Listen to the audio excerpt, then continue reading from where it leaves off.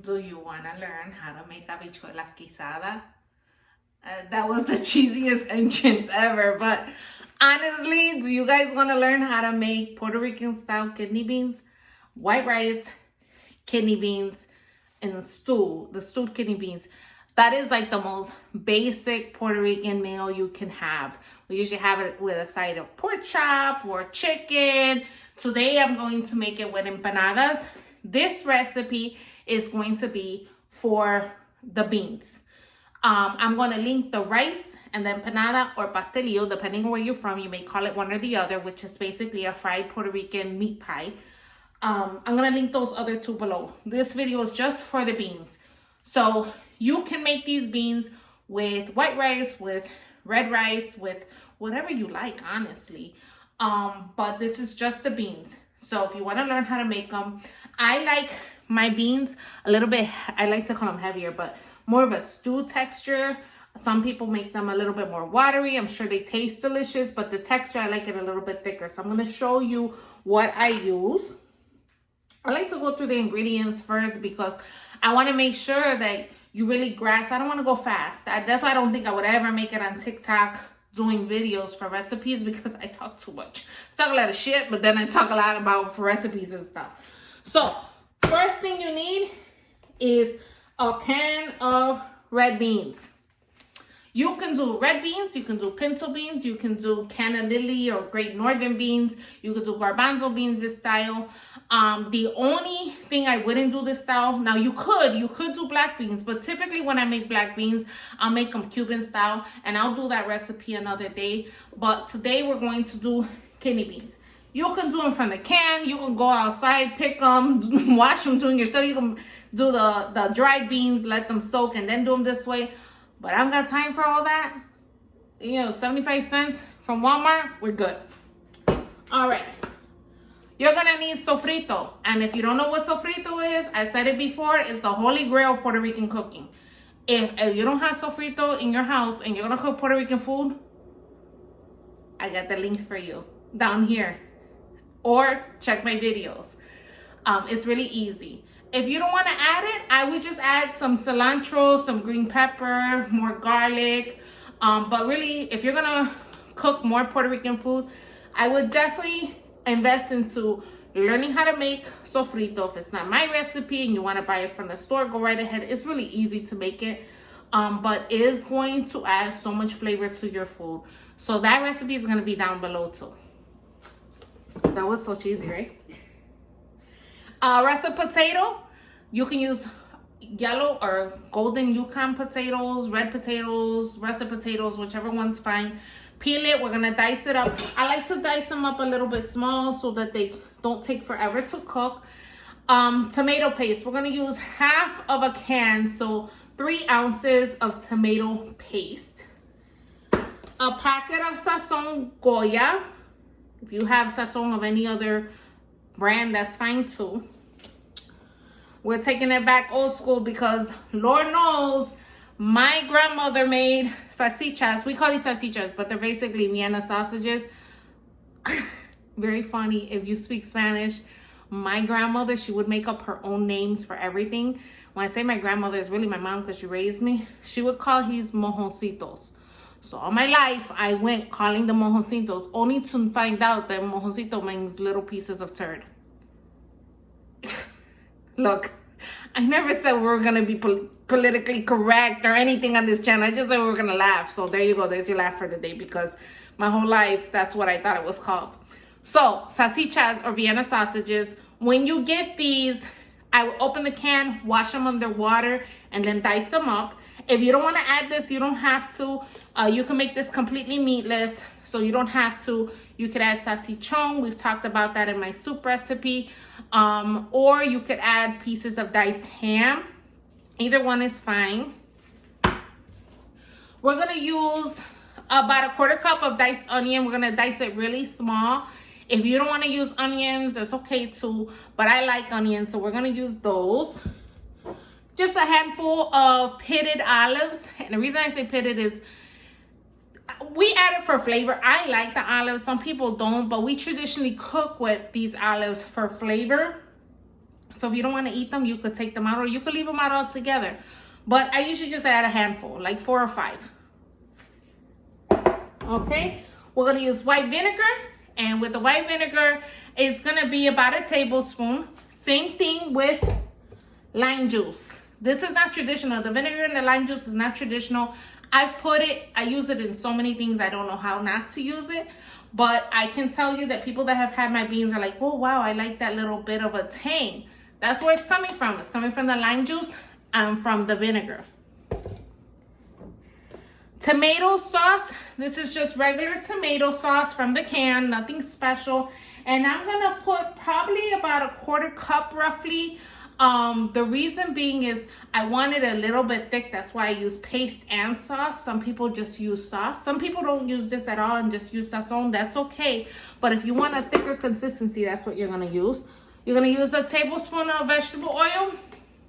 I will use vegetable, corn, or canola oil. I would not use peanut oil. Who wants their beans to taste like peanuts? And I wouldn't use olive oil. I like olive oil a lot. I don't know how it will go in here, so I just stick to what I know. And then the holy grail of my seasonings is my adobo red cap. That just means it comes with black pepper. If you can't find this one and you find other ones in your store, do not get the one with the green cap. It has cumin in it. It's a little bit strong for what we're doing today. It's not spicy, so it's not gonna like be spicy or, you know, hurt your taste buds or anything like that. It's just different. It just gives it more of a smoky flavor. So if you're good with that, then use it. But other than that, the other ones are fine. I just wouldn't use the green one for this dish. This is the one I usually use most of the time, and then I have the other ones for other dishes that I like. And I don't measure. So you're gonna watch me put this in here so you know how much to put in, because honestly, I just cook by how I was taught by sight. So I'm gonna teach you the same way. We're gonna learn together, and trust me, it works, because my brother's out there, hey Junior, and every time I teach him something, I'm like, oh, you just go one time around. That's what we do. That's what we do. Hey, garlic powder. Do not use garlic salt. Do not use onion salt. We're gonna use onion powder, because I don't really cook with a lot of salt. We have a lot of stuff going on here. There's no need for salt. Black pepper, just ground black pepper, not peppercorns, just regular ground black pepper. Peppercorns is a little bit strong for this. We got a lot going on here. And then Mexican oregano. I say this in all my videos. Mexican oregano is very potent. So you have to be careful when you add this in, because it can be very strong. It's stronger than regular oregano. You can find this in your Spanish food stores. I have also seen it in the McCormick spice rack. So where all the regular spices are, not necessarily the Spanish spices, you're gonna get a bottle that's like this small, and it's gonna cost just as much as this one. But at least you find it. It tastes the same. If you don't want to use this, it's okay. If you want to use the dry oregano, that's okay too. What I would do is take the oregano, put it in your hands, and grind it up like this so you don't have flakes all in there. And then get yourself a nice sized pot. Today we're just gonna use this one. This is actually a little big for what I'm doing, but because it's white, I want you to be able to see what I'm doing as it goes in there. That's why I chose this. And you're gonna see how easy it is to make these beans. You're also gonna need water, and I'm gonna show you how much to use in just a minute, okay? We'll be right back. Okay, so Tupac and I are back, and again, every time I look at the screen, I feel like he's waiting. Look, he's like, please feed me. It's coming, Tupac, it's coming. I got a video to do here. Okay, so in my pot, I already have diced up my potatoes. That's a little rest of potato. And you want to dice them all about the same size so they cook the same, you know, at the same speed. And then 1/4 cup of diced onions. Small diced onions.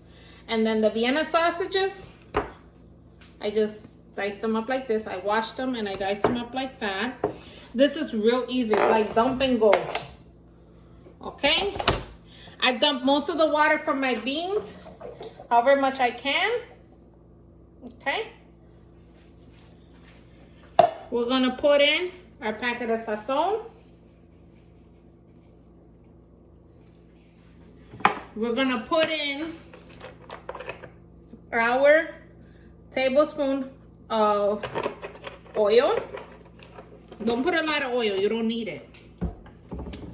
You're gonna put in 2 tablespoons of sofrito. And again, if you want to learn how to make this, follow the link. It's, I believe it's the second video on my channel. And we're gonna put in a half a can of this tomato sauce. Don't worry too much about mixing the tomato sauce or breaking that down. It's gonna break down when it boils. I'm sorry I bang on the pot, it's force of habit. And you'll hear me mentioning my mom a lot. My mom passed away in 2013, and every time I'm in the kitchen, I think of her because I could hear her right now. Stop banging on the pot, you're gonna dent the pot. You know how thick these pots are? These pots are not gonna bend, but she would always say it. All right, and that is about 2 tablespoons of tomato paste. Okay, we're gonna throw in a handful of olives. And if you don't like olives or you could do without it, don't worry about it. Just make sure that you get the ones that don't have the pit, because you don't want to bite into seed. Okay, doesn't that look beautiful? Look like a hot mess, but we're gonna, trust me, you're gonna love it. And the adobo, we're gonna go 1, 2. And on my channel, you're gonna learn how to count apparently, because every time I have to count out loud so I don't forget what I'm doing. Same thing with onion powder. 1, 2. I know this is like a little ghetto the way we measure, but hey, the point is you learn. 1, 2. Being in the kitchen is all about experimenting, figuring out, you know, what you like, what you don't like. With the black pepper, you're gonna do just 1 time. Here you go. With the oregano, careful with this one, very potent. You're just going to sprinkle a little bit on. Just go 1 time lightly. I know, me and my culinary skills. But you get the picture. Lime juice, about a tablespoon.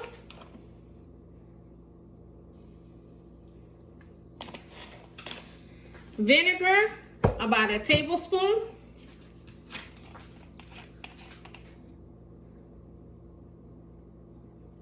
Okay. And then the last thing we're gonna add is water. Now, with the water, there's another high-tech measurement of mine. The way I determine how much water is, I want the beans to sit in the water. I don't want them to drown. That's the, you know, my great culinary recommendations. Don't drown your stuff when you're adding water. So basically, I'm gonna pour a little bit of water in there. And once I see, let's put a little tiny bit more. Because remember, this tomato sauce is going to really thicken up that sauce. And that's what I want. I want a nice thick sauce. I want enough water so that the beans sit in it. A little bit more there. So that the beans sit in the water. There's enough water to cook my potatoes. But I don't want it to drown because I don't want soup. I want a stewed bean. And wait till you try this with the right rice. Oh my goodness. You're going to want to slap your mama. Don't do that though, because I know if I slap my mom, I'd be knocked the hell out right now. Okay, so now we're gonna cook this on high until it comes to a boil. We're gonna cover it. I'm actually gonna move this to the back burner so I can move on to my next recipe. So let me just move this to the back here. Okay, very simple. Cook, leave it on high until it comes to a boil. Once it comes to a boil, I drop it down to low and I let it cook until the sauce thickens up and the potatoes are soft. That's it. That's all it is. You dump and go. I'm going to come back. I'm going to show you what it looks like when they're done. Okay, so let's check on our beans. I just moved it up here so you can see what I'm doing. They have come to a boil. Look at our tomato sauce. It's breaking up nicely. Look at that sauce. And if you could smell it, oh my God, it smells so good. Look, beautiful. See that? It smells delicious. See how thick it is when it's boiling? And that's all I'm gonna do. As far as thickening up, it's as thick as I want it to be. Okay? The only thing I'm gonna do now is I'm gonna let it cook on low until the potatoes are done. Once the potatoes are done, we're done. So I'm gonna check it in about 10 minutes, but I'm gonna come back when it's plated and I'm gonna show you what it's like, what it looks like. All right, so it's all done. I have the pastelillos, the white rice, the beans, all homemade. You followed me through. I hope you try it. I hope you enjoy it. I hope you enjoy it. You want to try it? It's hot. Careful. Mmm. It's so cheesy. All right, thanks so much for watching. Please like, share, comment, and subscribe. And we'll see you next time here on Lila Loves to Cook. Bye, guys.